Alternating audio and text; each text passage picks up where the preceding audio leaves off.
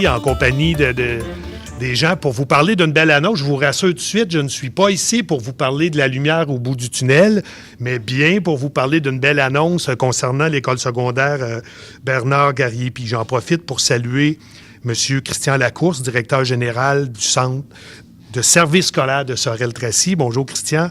M. Patrick Lamotte, directeur de l'école secondaire ici. M. Raph Beaulieu, qui est le directeur des ressources matérielles. C'est bien ça? D'accord. Bonjour, Raph. Je salue également Mme Boily, que j'ai aperçue tantôt, la direction adjointe. Est-ce que Mme Lambert est avec nous aussi? Non, elle est quelque part dans l'école, votre collègue, Mme Boily. Salutations s'il y a des enseignants, des membres du personnel qui sont avec nous, services techniques. Considérez-vous tous salués. Alors, je suis très heureux d'être avec vous ce matin. Juste avant de commencer, je vais ouvrir une petite parenthèse. Puis là, je vois les membres de mon équipe, à chaque fois que je dis ça, qui viennent un petit peu plus nerveux. Il va sortir de son texte. Qu'est-ce qu'il va nous dire? Je vous rassure tout de suite. Je veux juste vous dire que, et vous le savez, que les derniers mois, en fait, les 2 dernières années ont été très éprouvantes pour tout le monde, mais en particulier pour le monde de l'éducation. On a souvent dit qu'on est tous dans le même bateau, mais de votre côté, là, vous avez ramé, je me permets de vous le dire, vraiment avec un vent de face, puis vous avez mené votre barque du monde de l'éducation avec beaucoup, beaucoup de courage. Puis souvent, il faut le dire, avec des consignes qui étaient souvent imprécises, parfois changeantes, j'en conviens avec vous, mais vous avez quand même réussi à tenir le fort. Puis je tenais ce matin à vous remercier en mon nom, au nom du gouvernement du Québec, mais surtout au nom de toute la communauté, de toute la région, pour vous dire combien on est fiers de vous, puis on est avec vous dans tout ce que vous avez traversé de si important. Je referme la parenthèse au plus grand bonheur de mon équipe et je reviens à l'annonce du jour. Alors, je suis ici, bien entendu, en tant que député de Richelieu, mais également au nom de mon collègue, le ministre de l'Éducation, afin d'annoncer un investissement majeur de 14,2 millions de dollars à l'école secondaire Bernard Garrier pour la rénovation de l'établissement. Raph va sûrement pouvoir donner plus de détails. Je vais lui laisser ce volet-là, mais je suis très fier de cet investissement accordé par le gouvernement du Québec pour une école ici, chez nous. Parce que souvent, c'est un parcours du combattant. Hein? Je parlais avec M. Beaulieu voilà quelques instants, puis je salue son travail parce qu'avec toute l'équipe, je sais que vous avez travaillé très fort. C'est pas chose aisée d'embarquer dans les programmes de rénovation majeure comme ça. Donc, ça démontre que le travail, que les besoins étaient là, on va se le dire, mais que le travail a été fait correctement. Vous le savez, c'est primordial d'investir dans nos établissements scolaires. On le fait beaucoup dans la région pour permettre à nos jeunes d'apprendre dans un lieu qui est accueillant, invitant et sécuritaire.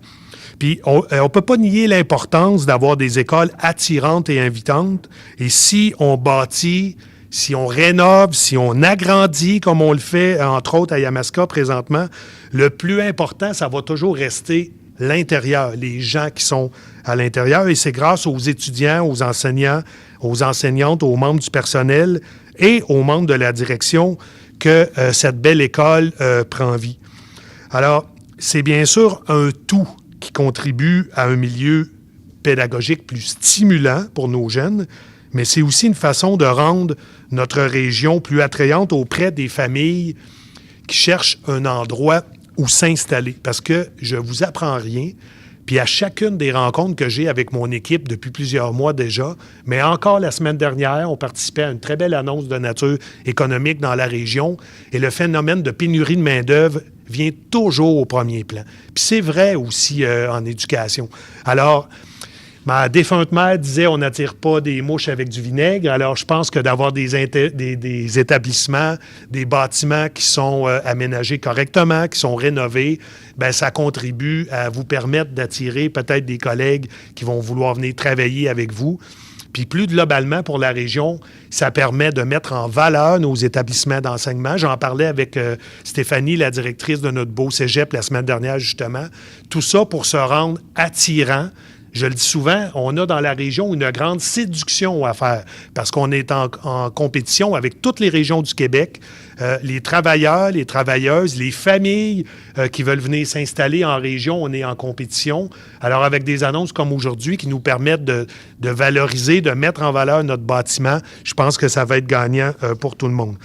Alors, j'en profite donc pour féliciter le directeur de l'école secondaire ici, M. Patrick Lamotte, qui a à cœur la réussite des élèves du premier cycle du secondaire, avant, tout comme vous, de les laisser aller vers vos amis de l'autre côté de la rivière, à l'école Fernand-Lefebvre. Patrick, j'en profite pour te dire, puis je l'ai dit un peu tantôt en privé, mais je vais le faire publiquement, combien je suis impressionné par ton parcours. Puis le petit gars de Sainte-Anne que je suis est très fier du collègue de Sainte-Anne qui a un très beau parcours jusqu'à maintenant. Lâche pas, Patrick. Alors, en terminant, je souligne également le travail de M. Lacourse, de M. Beaulieu, de toute l'équipe du Centre de services scolaires de Sorel-Tracy. C'est toujours un plaisir de collaborer avec une organisation comme la vôtre. Et tous ensemble, on le fait, bien entendu, pour le bien-être de nos jeunes. Alors voilà, je m'arrête là-dessus. Et sur ce, je passe la parole au prochain intervenant. Merci beaucoup, tout le monde. Alors, ce matin, j'ai l'honneur... pour faire suite à ce que M. Aymon vous disait, de vous présenter un projet qui a commencé d'une drôle de façon dans le sens suivant, où on parlait d'éléments de sécurité. Et ce qu'on va vous présenter là est une facture assez incroyable, pas en termes de prix, hein, on le sait, 14 millions, on vient de l'annoncer, mais surtout en revitalisation de notre environnement. On le sait, il faut être attrayant. Puis le fait qu'on a des gens de qualité à l'intérieur de nos établissements n'est parfois pas assez, n'est pas suffisant. Donc, il faut aller aussi au niveau de l'embellissement. Et ce projet-là aussi s'inscrit dans une poursuite avec la ville de Sorel, qui va investir aussi dans les prochaines années plusieurs millions de dollars là, pour des infrastructures qui vont permettre aux citoyens et donc à nos élèves de pouvoir en profiter. La somme qu'on a reçue va nous permettre de refaire complètement la structure, le revêtement, de l'école Bernard Gariepi. Parce que cette structure-là, présentement, grâce à l'équipe de M. Beaulieu, on s'est rendu compte qu'elle ne répond plus aux critères de sécurité ou aux normes en vigueur. Donc, c'est un dossier qui a été pris à brûle-pourpoint. M. Beaulieu venait d'arriver au centre de service. Ça faisait, je dois dire, à peine quelques jours. Et il a été saisi de ce dossier-là. Et normalement, dans notre monde, c'est un dossier qui peut prendre quelques années avant d'aboutir à un résultat positif. Mais grâce au travail de l'équipe, au support aussi de M. Aymon et de son équipe, c'est un dossier où on a eu des réponses positives à l'intérieur d'un an. Quand on n'est pas dans le milieu, on dit un an, ouais, c'est long, mais dans notre réalité, c'est très, très rapide. Donc, on est très fiers du résultat. Pour moi, ce qui est le plus impressionnant, c'est le dernier, proche de M. Lamotte, là, où vous avez un très beau visuel de ce que ça va avoir de l'air. On ne fait pas que changer la couleur ou changer le type de revêtement, mais on en a profité aussi pour demander, puis ça, c'est grâce au travail qui a été fait par l'équipe de M. Beaulieu, à agrandir aussi la fenestration.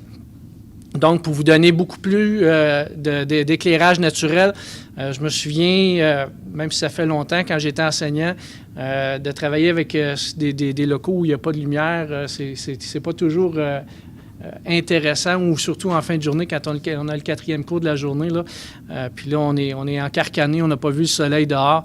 Donc, on va essayer on a profité de l'occasion là, pour essayer de faire rentrer au maximum de lumière par les ouvertures déjà qui sont là. Je vais laisser à M. Beaulieu le soin de vous expliquer le concept qui était en arrière de ça. C'est plus de son niveau de langage. Moi, je tiens tout simplement à remercier tous les partenaires qui ont participé, qui ont travaillé avec nous et qui ont fait que ce projet-là va pouvoir aboutir rapidement. Merci pour l'introduction, M. Aymon, M. Lacourse, M. Beaulieu, directeur des ressources matérielles au Centre de services scolaires de Sorel-Tracy. Je suis ingénieur de formation, donc j'aime ça toujours donner un peu de chiffres, hein? C'est un petit peu de statistiques. Année de construction ESBG, on parle de 1972, donc un bâtiment âgé de 50 ans. Une superficie de 32 000 mètres carrés. Pour ceux à qui ça ne parle pas beaucoup, on y va en pied, on dit à peu près 345 000 pieds carrés. Valeur de reconstruction, c'est toujours intéressant de mettre en perspective un projet de cette valeur-là, 14,2 milliards, versus qu'est-ce que ça coûte un bâtiment neuf. Un bâtiment neuf de l'envergure de SBG, sans calculer les coûts de démolition, c'est très élevé, on parle en partant de 110 millions. Donc, c'est quand même intéressant là, d'investir cette somme-là qui est, on va dire, 10 % de la valeur du bâtiment, un petit peu plus. Puis un bâtiment de 50 ans, bien, ça va assurément le rafraîchir. Pourquoi on en est rendu là? J'aimerais peut-être faire juste une petite aparté. On va faire des travaux majeurs via une mesure ministérielle, là, la mesure 50-812, je crois. Puis on en est là parce qu'initialement, l'expertise qui a été faite par les ingénieurs et architectes ont dévoilé que les panneaux de béton qui sont préfabriqués ne sont pas suffisamment épais. Donc, avec les années, le gel, le dégel en surface, le béton s'est micro-fissuré, puis a atteint rapidement, entre guillemets, toute l'armature de métal qui est du fer. Donc, on le sait, le métal, quand il est en contact avec l'eau, il corrode, puis il prend de l'expansion. Donc, c'est ça qui a provoqué, si on veut, des fissures prématurées dans le revêtement qu'on a présentement. Tout ça pour dire que depuis 2018, il y a une certaine dégradation qui avait été observée. Il y a eu des travaux qui ont été faits pour colmater les fissures, retirer les morceaux de béton qui étaient lâches dans le revêtement pour s'assurer que ça n'induisait pas une problématique de sécurité. Mais là, on est à une étape charnière où est-ce qu'on ne peut plus continuer à maintenir le revêtement dans l'état qu'il est là. On se doit procéder à un remplacement complet. Bien entendu, ce concept-là respecte les critères de la ville. Donc, on se doit d'avoir 75 % de matériaux classe 1, qui sont des matériaux nobles en façade, puis le 25 % qui reste, on peut y aller avec des matériaux qu'on appelle plus standard, revêtement métallique ou revêtement de vinyle. Le concept qui vous est présenté ici, on parle de 90 % de matériaux de classe noble, classe 1. Donc, on parle de petits panneaux de béton et verre, principalement du verre. Le 10 %, pour ce qui a été retenu dans le concept, c'est un revêtement métallique.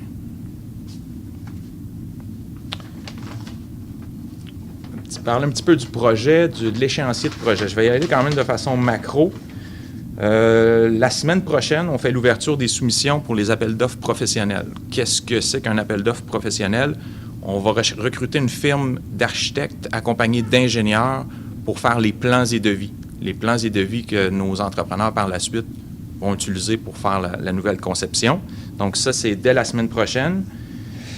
Par la suite, on va recevoir les 10 plans et devis selon l'échéancier avant la fin de l'année, donc le 12 de décembre. Dans ça, il y a différentes étapes. Il y a des dessins d'ateliers qui sont produits, il y a des validations à faire à l'interne, dont la réévaluation des ouvertures. M. Lacourse en a parlé tantôt.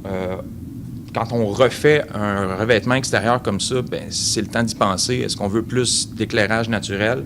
Il y a certains endroits qui ont été identifiés qu'on va être capable de faire passer de 100 à 225 % les ouvertures. Donc, je pense que c'est très intéressant. Bien entendu, on parle juste de la périphérie du bâtiment. Une autre étape charnière va être la signature du contrat. Donc, on anticipe faire une signature du contrat avec l'entrepreneur vers le 10 mars 2023. Par la suite, on est tous liés par cette contrainte-là qui est la COVID.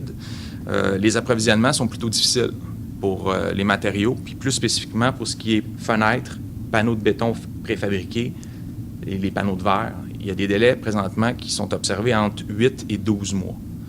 Donc, on est à mon 10 mars 2023. Si on fait le calcul, plus 8 ou plus 12 mois, ça nous mène au printemps 2024. Donc, c'est un scénario qui n'est pas pessimiste ou optimiste, c'est celui entre les deux. D'ici là, je vous rassure, on va continuer à faire des inspections du revêtement à l'extérieur avec une firme spécialisée pour s'assurer que l'enveloppe est en contrôle et qu'elle n'induise pas aucune problématique de sécurité.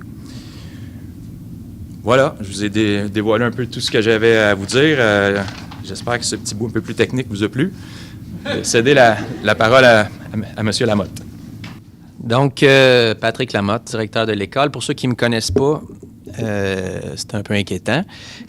Pour les autres, bien, enchanté de vous rencontrer. Ça me fait plaisir d'être ici ce matin. On peut dire que ça repart bien le retour de la semaine de relâche. Moi qui étais un peu, vous le savez, hyper actif dans les projets, on aimerait que ça commence au printemps 2022. Quand est-ce qu'on ouvre quand est-ce qu'on arrache le ciment? Tout à fait comme ça que ça se passe, mais aujourd'hui, je pense que ce qui est important de mentionner, c'est le travail qui est derrière tout ça.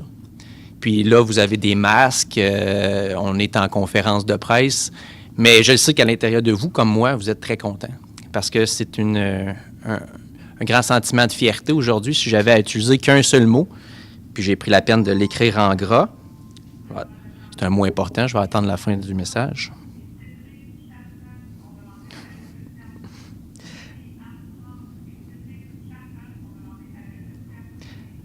Donc, ce que j'allais mentionner, le mot qui me vient en tête aujourd'hui, c'est fierté.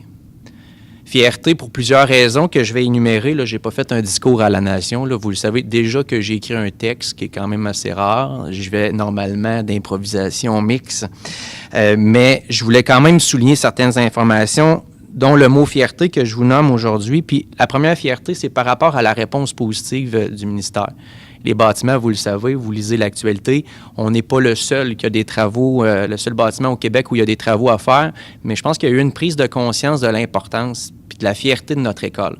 Pour les Traciens, comme ça a été mentionné tantôt, pour les Traciens, pour les gens de Sorel-Tracy, l'importance de nos écoles, c'est une priorité. D'avoir un signe fort du ministère qui nous dit on va investir pour rendre ce lieu-là agréable, visuellement intéressant, esthétique, c'est un message d'une grande fierté. Puis je voulais le nommer aujourd'hui, puis je voulais vous le nommer, je voulais aussi le nommer aux gens qui ont travaillé sur le projet.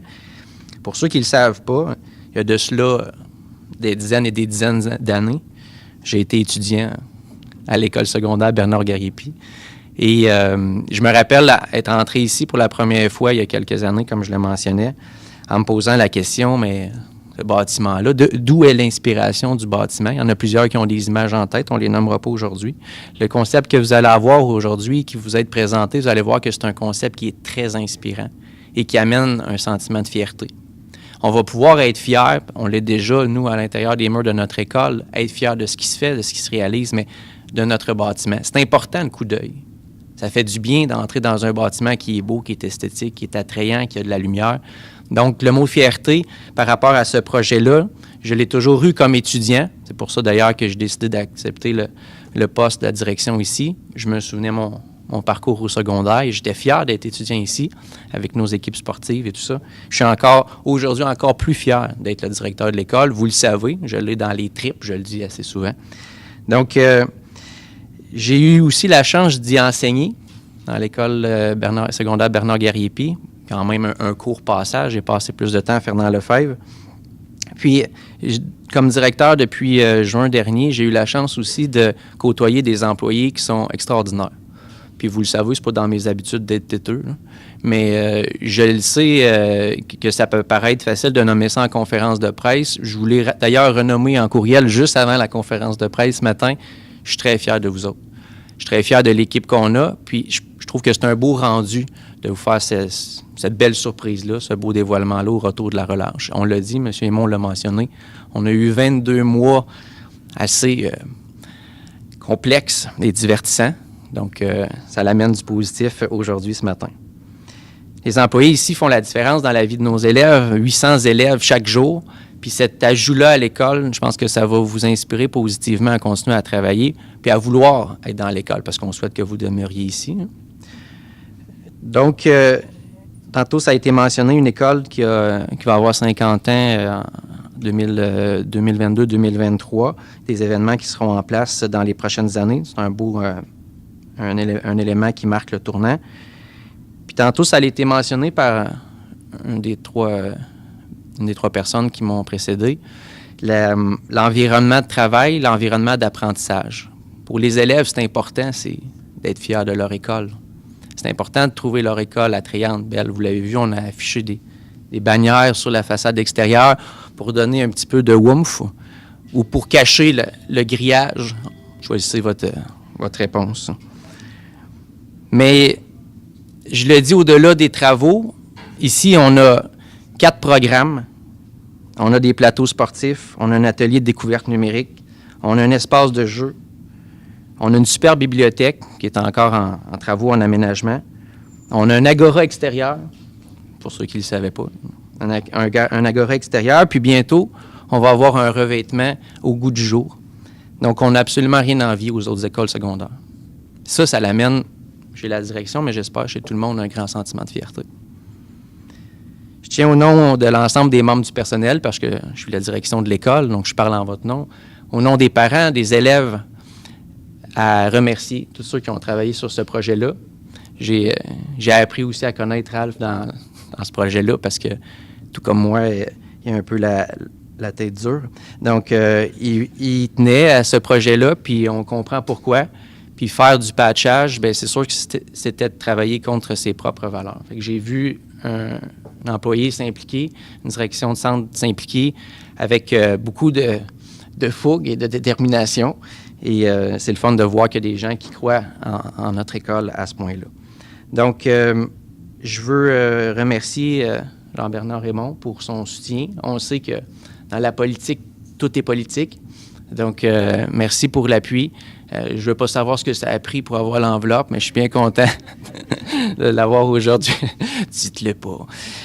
Donc, merci beaucoup pour ce soutien financier-là. Merci de croire en la région avec tous les projets qui sont menés de front, mais avec des projets en éducation pour vous connaître, pour te connaître. Je sais que ça te tient à cœur. Donc, merci beaucoup.